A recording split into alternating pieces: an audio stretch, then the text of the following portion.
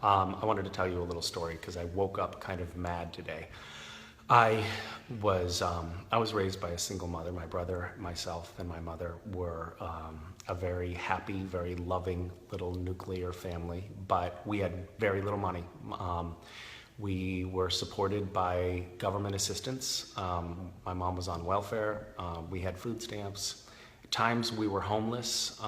When we got on welfare, we moved out of a tent and into a windowless office space. It was literally windowless. We had $400 a month from the government to live off of, and $75 a month went to this windowless office rent, and we cooked on a hot plate and we showered at classmates' house. It was hard, but when we got sick, we had Medicaid. So we had medical coverage when we needed it. And I did need it, by the way. I had appendicitis. My appendix almost burst, and I had to go to the hospital, and I had to get taken care of.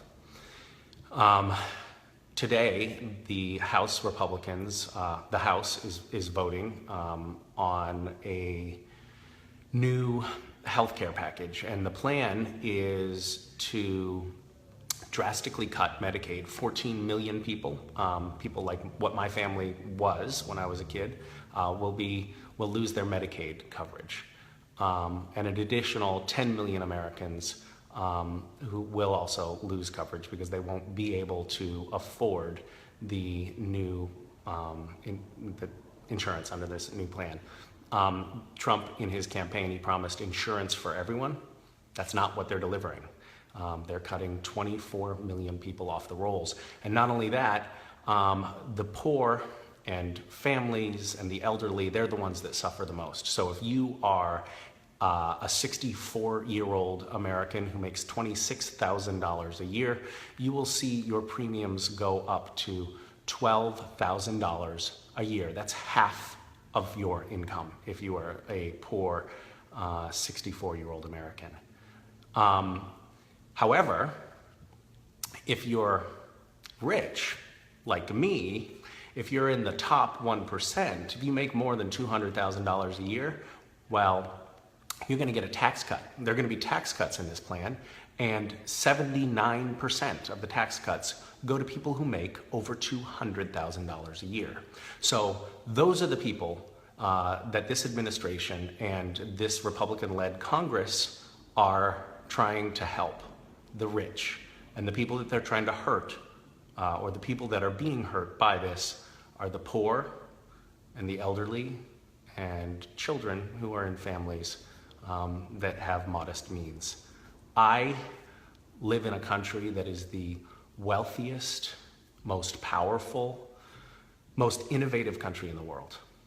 And for us not to be able to put together the resources and the compassion necessary to take care of our neediest because we are so concerned with lining the pockets of our most elite is totally unacceptable, and as far as I'm concerned, totally un-American. So, call your congressman. This vote happens today. Call your Republican congressman. Every single Democrat is voting against this. But a lot of Republicans are leaning away from it because it is utterly inhumane and it's also bad economics. Call your Republican congressman right now and tell them no. Tell them they will lose their jobs in 2018 if they vote for this bill. 24 million additional uninsured Americans means that tens of thousands of people will die every year because they're not seeking the medical care that they need because they can't afford it.